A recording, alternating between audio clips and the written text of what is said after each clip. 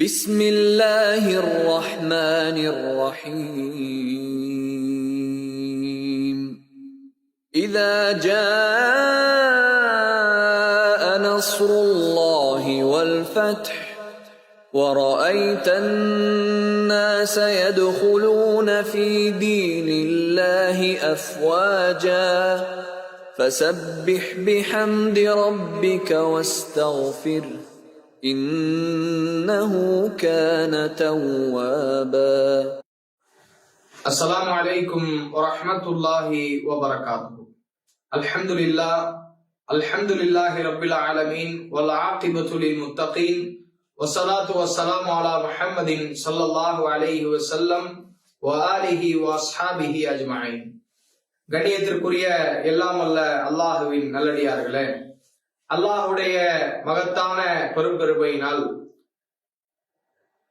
புனிதமிக்க இந்த ரமலானுடைய மாதத்தில் நபித்தோழர்களின் தியாக வரலாறு என்கிற தலைப்பின் கீழ் இஸ்லாத்தினுடைய ஆரம்ப காலகட்டத்தில் இருந்து நபிகளாரோடு இஸ்லாத்தை ஏற்றுக்கொண்ட அந்த நபித்தோழர்கள், நபித்தோழியர்கள் தன்னுடைய வாழ்க்கையில் அவர்கள் செய்த அர்ப்பணிப்புகளையும் தியாக வரலாறுகளையும் நாம் வரிசையாக பார்த்து வருகிறோம்.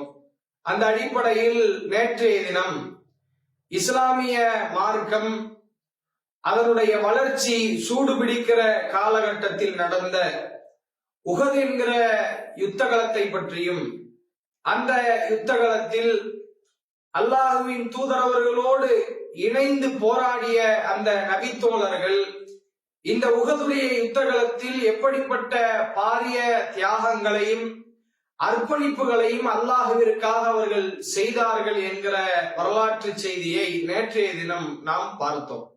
அதனுடைய தொடர்ச்சியாக இஸ்லாமிய வரலாற்றிலே நபித்தோழர்களுடைய தியாகத்தை பற்றி நாம் பேச வேண்டும் என்றால் இஸ்லாமிய வரலாற்றில் நடந்த மிக முக்கியமான போராக இருக்கிற முஅத்தா என்கிற இந்த போர்க்களத்தை பற்றி பேசாமல், அந்த போர்க்களத்தில் நடந்த நிகழ்வுகளை பற்றி பேசாமல் நபித்தோழர்களுடைய வரலாற்றை நாம் பேச முடியாது, அவருடைய தியாக வரலாற்றை பேச முடியாது. அப்ப நபித்தோழர்களுடைய தியாகங்கள் என்கிற இந்த தலைப்பில் நாம் தவிர்க்க முடியாத ஒரு வரலாற்று சம்பவம் என்னவென்றால் இஸ்லாமிய வரலாற்றில் முஅத்தா என்கிற இந்த போரை பற்றியானதுதான். இந்த முஅத்தாவுடைய போர் எந்த அளவிற்கு இஸ்லாமிய வரலாற்றிலே மிக முக்கியத்துவம் பெறுகிறது என்றால், இந்த போர்க்களம் நடந்ததற்கு பிறகுதான் இஸ்லாமிய மார்க்கம் அதனுடைய வளர்ச்சி அசூர வேகத்தில் சென்றது. அதற்கு முந்தைய காலகட்டம் வரைக்கும் இஸ்லாமிய மார்க்கத்தை ரசூலுல்லாஹ் மதீனாவுல சொன்னாங்க. மதீனாவில் இருக்கக்கூடிய அதனுடைய சுற்றுவட்டாரத்தில் இருக்கக்கூடிய மக்கள் தான் என்ன செஞ்சாங்க, இஸ்லாத்தை ஏற்றுக்கொண்டார்கள். ஆனால் ஷாம் தேசத்தில் நடந்த இந்த முஅத்தா என்கிற இந்த போர்க்களத்திற்கு பின்பாக அரபு தீபகற்பம் மாத்திரம் அல்லாமல் ஷாம் தேசத்தில் இருக்கக்கூடிய மக்களுக்கு மத்தியிலேயும் இஸ்லாமிய புரட்சி மிக அதிகமாக வெடித்து சிதறியது.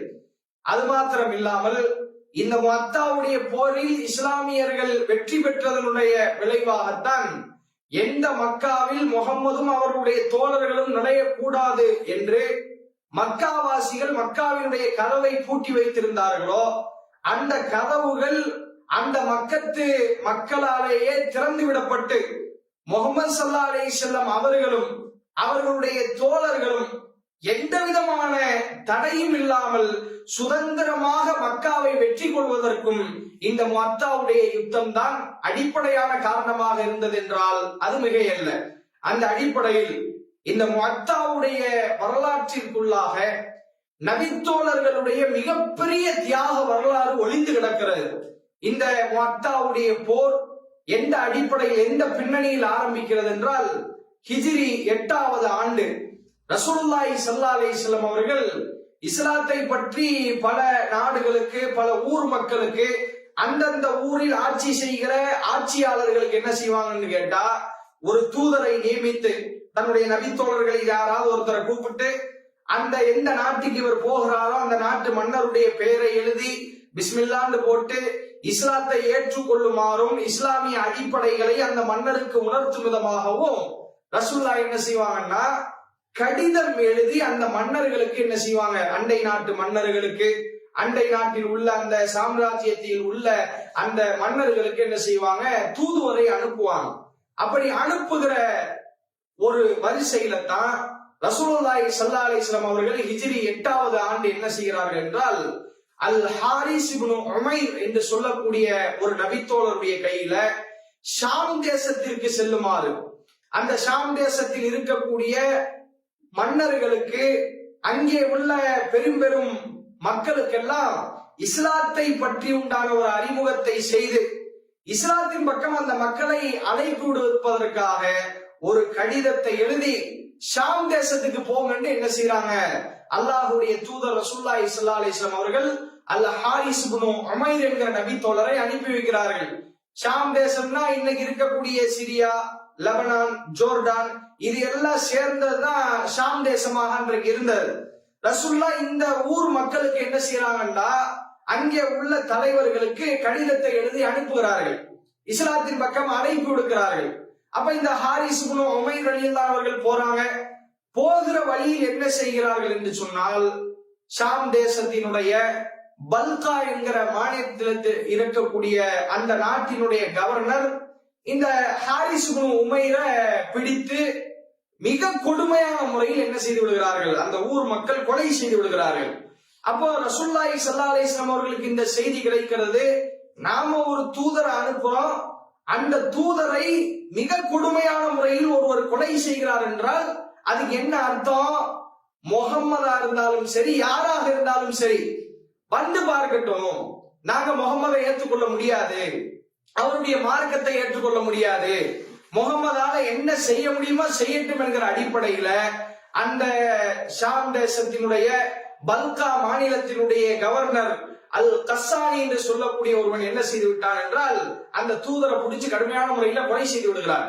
ரசூலுல்லாஹ்வுக்கு இது மிகப்பெரிய ஆச்சரியத்தை ஏற்படுத்தது. எந்த நாட்டு ஆட்சியாளருக்கும் இது மாதிரியான ஒரு தன்னுடைய நாட்டின் தூதுவர் அவர்களுடைய நாட்டுல கொல்லப்படும் போது கடுமையான கோபத்தை என்ன செய்யும், உண்டு பண்ணும். ரசூலுல்லாஹி ஸல்லல்லாஹு அலைஹி வஸல்லம் அவங்களுக்கு இதை தாங்கிக் கொள்ள முடியல. தன்னுடைய தோழர் இப்படி போய் தூதராக போய் கொல்லப்பட்டுட்டாரே என்பதற்காக ஷாம் தேசத்தை நோக்கி ரசூலுல்லாஹி ஸல்லல்லாஹு அலைஹி வஸல்லம் அவர்கள் படை நடத்துவதற்கு தயாராகிறார்கள். ரசூலுல்லாஹ் இந்த போர்க்களத்துல நேரடியாக கலந்து கொள்ளல. அந்த அடிப்படையில கிட்டத்தட்ட 3000 நபித்தோழர்களை ரசூலுல்லாஹி ஸல்லல்லாஹு அலைஹி வஸல்லம் அவர்கள் படை திரட்டுகிறார்கள். 3000 நபித்தோழர்களுக்கும் 3 மிக முக்கியமான தளபதிகளை நியமிக்கிறார்கள். அவங்க யார் யாரு, வரலாற்றிலே நாம் படித்திருக்கிறோம். ரசூலுல்லாஹி ஸல்லல்லாஹு அலைஹி வஸல்லம் அவங்களுடைய வளர்ப்பு மகனாக இருக்கக்கூடிய ஸைத் இப்னு ஹாரிஸா, இந்த தன்னுடைய வளர்ப்பு மகனை அந்த 3000 பேர்களுக்கும் முதல் கட்ட தளபதியா நியமிக்கிறாங்க.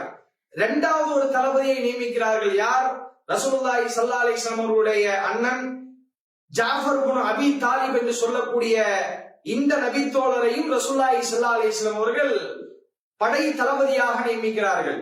அதற்கடுத்தபடியாக நாம் பார்க்கிறோம், அப்துல்லாஹ் இப்னு ரவாஹா என்று சொல்லக்கூடிய நபித்தோழரை ரசூலுல்லாஹி ஸல்லல்லாஹு அலைஹி வஸல்லம் அவர்கள் படை தளபதியாக நியமித்து கிட்டத்தட்ட 3000 பேர்களை படை கட்டி ரசூலுல்லாஹ் ஒரு அறிவுரையை செய்கிறார்கள்.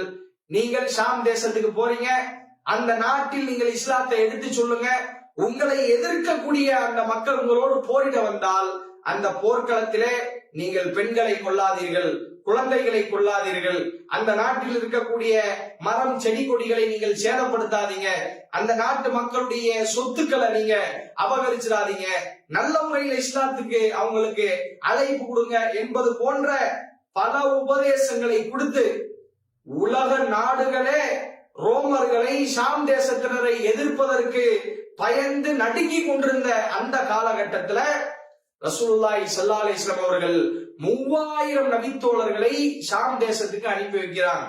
இஸ்லாமிய வரலாற்றை நீங்க எடுத்து பாத்தீங்கன்னா 3000 நபித்தோழர்கள் போய் சண்டை போட்ட மாதிரி பெரிய படைய ரசூலுல்லாஹ் கட்டினது 2 போருக்கு மட்டும்தான். ஒண்ணு இந்த முஅத்தாவுடைய போர், அதற்கு அடுத்தபடியா நம்ம வரலாற்றுல எடுத்து பார்த்தால் அஹ்ஸாபுடைய யுத்தகலம். இந்த 2 போருக்கு மட்டும்தான் ரசூலுல்லாஹ் என்ன செய்யறாங்கன்னா பெருங்கொண்ட நபித்தோழர்களை பெரும்படையாக அனுப்பி வைக்கிறாங்க. இப்படி இந்த 3000 பேர்களும் என்ன செய்யறாங்கன்னா ஸைத் இப்னு ஹாரிஸா, ஜாஃபர் இப்னு அபி தாலிப், அப்துல்லாஹ் இப்னு ரவாஹா இவர்களுடைய தலைமையில இந்த 3000 பேர்களும் ஷாம் தேசத்தை நோக்கி போறாங்க. கிட்டத்தட்ட பல நாட்கள் நடைபயணமாக போய் ஷாம் தேசத்தினுடைய பல்கா என்கிற மாநிலத்துல மாஃப் என்கிற நகரத்தை அவங்க அடைகிறாங்க. அப்படி அடையும் போது தனக்கு எதிராக அந்த நாட்டினுடைய ஹெர்குல் மன்னன் என்ன செய்கிறான் என்று சொன்னால் மிகப்பெரிய படையை கட்டமைத்து வைத்திருக்கிறான். அது முஸ்லிம்களுக்கு பெரும் அதிர்ச்சியை தருகிறது. ஏன்னா இவங்க போனது வெறும் 3000 பேர். இவர்கள் தன்னை எதிர்த்து வந்தவர்களை பார்க்கிறார்கள், அவருடைய எண்ணிக்கையை பார்க்கிறார்கள். வரலாற்றிலே பதிவு செய்யப்பட்டிருக்கிறது, கிட்டத்தட்ட 1,00,000 பேர்களை திரட்டி கொண்டு வந்திருக்கிறான். யாரு? ஹிர்கல் மன்னன். இந்த 1,00,000 பேரை வெறும் 3000 பேர் அடிக்க முடியுமா? கொஞ்சம் கற்பனைய அப்படியே தூண்டி விட்டு பாருங்க. நாம சினிமாவில தான் இது மாதிரியான காட்சிகளை பார்த்திருப்போம், திரைப்படங்கள்ல தான் இது மாதிரியான காட்சியை பார்த்திருப்போம். ஒருத்தர் கிட்டத்தட்ட 100 பேர்களை சர்வசாதாரணமா என்ன செய்வாரு? வெட்டி வீழ்த்துவாரு. அழிக்கவே முடியாதுங்கிற படையை எல்லாம் சினிமால தான் ஒரு சின்ன படை என்ன செய்யும்? அழித்த ஒரு காட்சிகளை இன்றைக்கு உலகத்தில் நாம் பார்த்து கொண்டிருக்கிறோம்.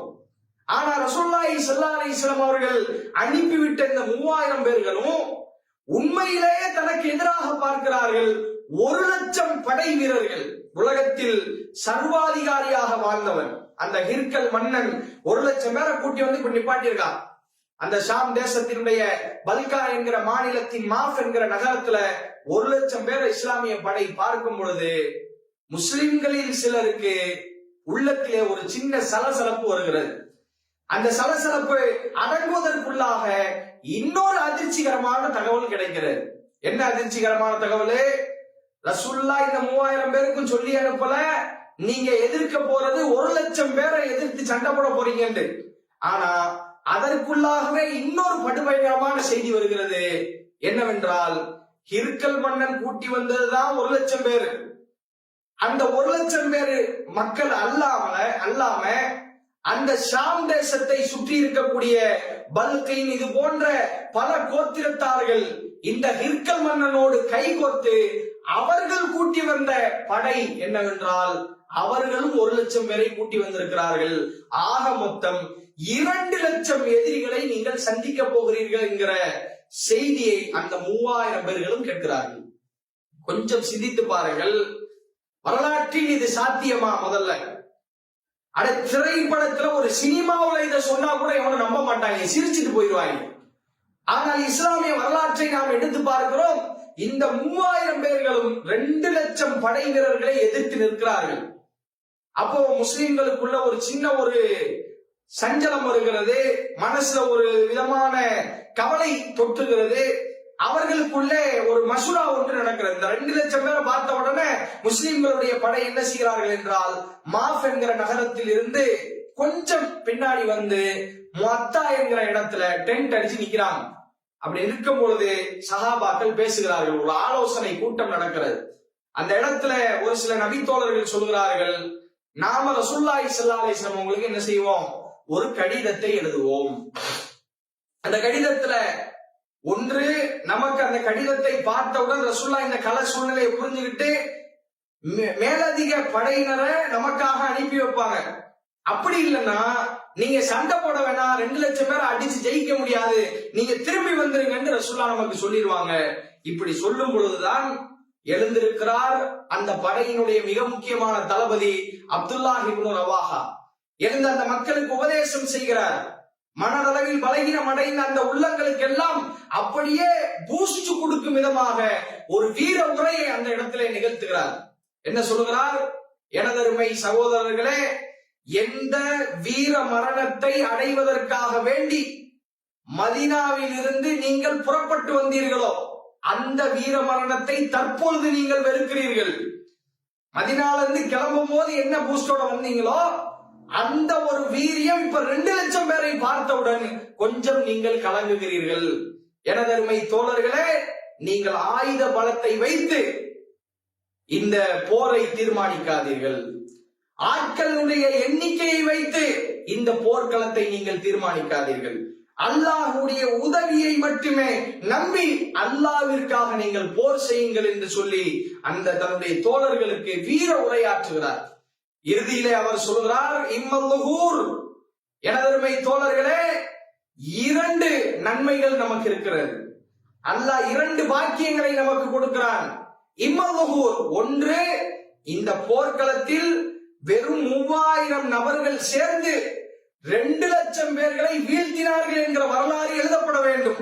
அப்படி இல்லை என்றால் இம்ம ஷஹாதா, அந்த 3000 பேர்களும் முஅத்தா என்கிற இந்த களத்திலே 2 லட்சம் பேர்களை சந்தித்து அந்த இடத்திலே அல்லாஹ்விற்காக உயிரை விட்டார்கள் என்கிற வரலாறு பதியப்பட வேண்டும் என்று தன்னுடைய தோழர்களுக்கு மிகப்பெரிய ஒரு வீர உரையை நிகழ்த்துகிறார். அதுவரைக்கும் மனதளவிலே கொஞ்சம் பலகீனமாக இருந்த நபித்தோழர்கள் கூட அப்துல்லாஹ் இப்னு ரவாஹாவுடைய இந்த உரையை கேட்ட மாத்திரத்தில் போர்க்களத்திற்கு தயாராகிறார்கள். முஅத்தா என்கிற இடத்திலே 2 லட்சம் படை வீரர்களை எதிர்த்து இஸ்லாமிய படை சண்டை போட துவங்குகிறது, போர் செய்ய துவங்குகிறது. இந்த நிகழ்வுகளை, முஅத்தாவில் நடக்கக்கூடிய அந்த நிகழ்வுகளை ரசூலுல்லாஹி ஸல்லல்லாஹு அலைஹி வஸல்லம் அவர்கள் மதீனாவிலே அப்படியே லைவ் டெலிகாஸ்ட் போன்று அங்கே நடக்கக்கூடிய செய்திகளை எல்லாம் அல்லாஹ்வின் மூலமாக வஹியாக பெற்று தன்னுடைய தோழர்களுக்கு ரசூலுல்லாஹ் சொல்லிட்டு இருக்கிறாங்க. கொஞ்சம் சிந்திச்சு பாருங்கள். ஸைத் இப்னு ஹாரிசாவுடைய குடும்பம் அங்கே நிற்கிறது. ஜாஃபர் இப்னு அபீ தாலிபுடைய குடும்பம் அங்கே நிற்கிறது. அப்துல்லாஹ் இப்னு ரவாஹாவுடைய குடும்பம் நிற்கிறது. ஏனைய நபித்தோழர்களுடைய குடும்பங்கள் எல்லாம் அங்கே நின்று அந்த முஅத்தாவிலே என்ன நடக்கிறது என்கிற செய்தியை ரசூலுல்லாஹ் மூலமாக அப்படியே கேட்டுக்கிட்டு இருக்கிறாங்க. இந்த நிலையிலே தான் ரசூலுல்லாஹி ஸல்லல்லாஹு அலைஹி வஸல்லம் அவர்கள் தன்னுடைய சகோதரர்களை அனுப்பும் பொழுது சொல்லியிருந்தார்கள், ஸைத் இப்னு ஹாரிஸா படை தலைவராக நடைபோடுவார். வைன் குத்திலா, அவர் கொல்லப்பட்டு விட்டால் உங்களுடைய தலைவராக ஜாஃபர் இப்னு அபீ தாலிப் இருப்பார். அவரும் கொல்லப்பட்டால் அப்துல்லாஹ் இப்னு ரவாஹா உங்களுக்கு தலைமை ஏற்பார். போர் ஆரம்பிக்கிறது. ஸைத் இப்னு ஹாரிஸா முன்னால் போகிறார். அந்த போர்க்களத்திலே மிக கொடுமையான முறையிலே சண்டை போடுகிறார், போர் செய்கிறார். அல்லாஹ்விற்காக அந்த இடத்திலேயே வீர மரணத்தை அடைகிறார். அந்த இடத்துல ஸைத் இப்னு ஹாரிஸா கொல்லப்படுகிறார். கொஞ்சம் சிந்திச்சு பாருங்க. ரசூல் ஸல்லல்லாஹு அலைஹி வஸல்லம் அவருடைய வளர்ப்பு மகன். எத்தனையோ மக்கள் தான் நமக்கு ரொம்ப விருப்பமான ஆளாக இருப்பாங்க. ரசூல் ஸல்லல்லாஹு அலைஹி வஸல்லம் அவர்களுக்கு மிக விருப்பமான ஒரு நபராக, ஒரு கேரக்டராக ஸைத் இப்னு ஹாரிஸா அவர்கள் இருந்தார்கள். அந்த போர்க்களத்திலே தன்னுடைய வளர்ப்பு மகன் கொல்லப்பட்டார், ஸைத் ரலியல்லாஹு அன்ஹு அவர்கள் கொல்லப்பட்டார்கள் என்கிற செய்தியை மக்களுக்கு ரசூலுல்லாஹ் சொன்ன உடனேயே அவருடைய கண்கள் ஃபஐனாஹு தத்ரிஃபான், அவருடைய 2 கண்களும் அப்படியே கண்ணீரை சொரிந்து கொண்டிருந்தது. அல்லாஹ்வுடைய தூதர் அழுதுகிட்டே இந்த செய்தியை சொல்கிறார்கள். அதற்கடுத்தபடியாக ஜாஃபர் இப்னு அபீ தாலிப் தன்னுடைய கொடியை, அந்த சேனையை எடுக்கிறார். எடுத்து அவரும் போர் செய்கிறார். எதிரிகள் அவருடைய வலது கரத்தை வெட்டி விட்டார்கள் என்று ரசூலுல்லாஹ் அறிவிப்பு செய்றாங்க. ஜாஃபர் அவர்கள் மனம் தளராமல் தன்னுடைய இடது கரத்தில் இஸ்லாமிய கொடியை எடுத்து அவர் உறுதியாக போராடுகிறார். ஜாஃபர் இப்னு அபீ தாலிபும் கொல்லப்பட்டு விட்டார் என்று சொன்ன உடனே அல்லாஹ்வுடைய தூதர் அப்படியே கலங்கி உடைந்து போய் விடுகிறார்கள். இந்த செய்தி எல்லாம் ரசூலுல்லாஹ் மதீனாவில் அப்படியே லைவாக சொல்லிட்டு இருக்கிறாங்க. ஜாஃபர் இப்னு அபீ தாலிப் அவர்களுடைய உறவினர்கள் எல்லாம் இருக்கிறார்கள். ரசூல் ஸல்லல்லாஹு அலைஹி வஸல்லம் அவர்களுக்கும் அண்ணன் முறை வேண்டும். அல்லாஹ்வுடைய தூதர் இந்த முஅத்தாவுல ஸைத் கொல்லப்பட்டார், ஜாஃபர் இப்னு அபீ தாலிப் ரலியல்லாஹு அவர்கள் கொல்லப்பட்டார்கள் என்கிற செய்தியை அப்படியே தன்னுடைய மக்களுக்கு அழுது கொண்டே சொல்லிக் கொண்டிருக்கிறார்கள். அல்லாஹ்வின் தூதர் அவர்கள் அந்த போர்க்களத்தில் நடந்த நிகழ்வுகளை சொல்கிறார்கள். ஜாஃபர் இப்னு அபீ தாலிபுடைய 2 கரங்களும் வெட்டப்பட்டு விட்டது. பின்னால் வரலாற்றிலே படிக்கிறோம், இந்த ஜாஃபர் இப்னு அபீ தாலிப் அவர்கள் அந்த முஅத்தாவுடைய யுத்தத்திலே உயிரிழந்து கிடந்தார்கள். அவருடைய உடம்பிலே கிட்டத்தட்ட 80 அல்லது 90க்கும் மேற்பட்ட வெட்டு காயங்கள் இருந்தது. இதுல ஒரு சின்ன ஒரு விஷயத்தை நம்ம கவனிக்க வேண்டியிருக்கிறது. அது என்ன? அந்த எதிரிகள் முதலில் ஸைத் அவர்களை கொலை செய்கிறார்கள். கொலை செய்தவுடன் 2ஆம் கட்ட தலைவராக இருக்கிற ஜாஃபர் இப்னு அபீ தாலிபுக்கு உள்ளத்திலே ஸைத் மரணித்து போய்விட்டாரே, முதல் தலைவரை இறந்து போயிட்டாரே என்கிற பலகீனம் ஜாஃபர் ரலியல்லாஹு அவர்களுக்கும் ஏற்படவில்லை. ஜாஃபர் ரலியல்லாஹு அவர்களும் மிக கொடூரமாக கொலை செய்யப்பட்டு விட்டார்கள். ரசூலுல்லாஹ் சொன்னாங்க, வாஹத ராயத அப்துல்லாஹ் இப்னு ரவாஹா. அப்துல்லாஹ் இப்னு ரவாஹா தற்பொழுது கொடியை எடுக்கிறார், அவரும் போராடுகிறார். கடைசியில் அப்துல்லாஹ் இப்னு ரவாஹாவும் அந்த இடத்திலே கொல்லப்பட்டு சரிந்து போனார். எதிரிகள் எல்லாம் நினைத்தார்கள் இந்த படை இதோடு முடிந்தது, 3 தலைவர்களும் இந்த இடத்திலே கொல்லப்பட்டு விட்டார்கள், இஸ்லாமிய படைக்கு அடுத்தது தலைவர் இல்லை என்று நினைத்தான். ஆனால் அந்த எதிரிகளுடைய படையும் இருக்கல் மன்னனும் ஆடி போகக்கூடிய ஒரு நிலை அந்த போர்க்களத்திலே உருவானது. என்ன? ரசூலுல்லாஹி ஸல்லல்லாஹு அலைஹி வஸல்லம் அவர்கள் சொன்னார்கள், சும்மா அஹத ராயத ஸைஃபும் மின் சுயூஃபில்லாஹ். 3 தலைவர்களும் கொல்லப்பட்டு விட்டார்கள், நபிகளார் அழுது கொண்டிருக்கிறார்கள். அல்லாஹ் வஹி அறிவிக்கிறான், அல்லாஹ்வுடைய போர் வாட்களில் ஒரு வாளாக இருக்கிற காலித் இப்னு வலீத் அந்த இஸ்லாமிய சேனையை எடுத்தார். சும்ம ஃபதஹல்லாஹு அலைஹி, அவர்களுடைய கையிலே அல்லாஹ் வெற்றியை கொடுத்தான். எதிரி அப்படியே கிடுகிடுத்து போய்விட்டான். எதற்காக? ஸைத் இப்னு ஹாரிஸாவை கொல்றோம், ஒரு படை தளபதி இறந்து விட்டார் என்கிற கொஞ்சம் கூட கவலை இந்த கூட்டத்துக்கு இல்லையே. ஜாஃபர் இப்னு அபீ தாலிபை கொலை செய்கிறோம், மிக கொடூரமான முறையிலே கொலை செய்கிறோம். அப்துல்லாஹ் இப்னு ரவாஹாவிற்கு அது எந்த கவலையும் தரவில்லையே. அப்துல்லாஹ் இப்னு ரவாஹாவையும் கொலை செய்கிறோம். இஸ்லாமிய படை அப்படியே சிக்குண்டு சிதறுண்டு ஓடிவிடும் என்று பார்த்தால் எங்கிருந்தோ காலித் இப்னு வலீத் வருகிறார். நபிகளாரிடத்திலே அவர் அந்த போர் முடிந்ததற்கு பின்னால் சொல்கிறார், அல்லாஹ்வுடைய தூதரே, முஅத்தாவுடைய போரில் என்னுடைய இதே கரத்தில் கிட்டத்தட்ட 9 வாள்கள் உடைந்து போயிட்டு, 9 வாள் உடைகிற அளவுக்கு அந்த முஅத்தாவுடைய பொருளை சண்டை போட்டாங்க. கடைசியில யமன் நாட்டில் தயாரிக்கப்பட்ட இந்த வாள் தான் முஅத்தாவிலே எனக்கு வெற்றியை தேடி தந்தது என்று நபிகளாரிடத்திலே இந்த காலித் இப்னு வலீத் ரலியல்லாஹு அவர்கள் சொல்லக்கூடிய காட்சியை பார்க்கிறோம். கொஞ்சம் சிந்தித்து பாருங்கள். இந்த போர்க்களம் நமக்கு உணர்த்தக்கூடிய மிக முக்கியமான ஒரு படிப்பினை என்ன தெரியுமா? வெறும் 3000 நபர்கள் தான். 2 லட்சம் பேர்களை பார்த்தவுடன் உள்ளத்துல என்ன தோணும்? நாம தப்பிக்க முடியாது. இந்த 2 லட்சம் பேர் நம்ம அடிக்க முடியுமா? ஜெயிக்க முடியுமா? நம்மளால வெற்றி கொள்ள முடியுமா? சாத்தியமே இல்லை.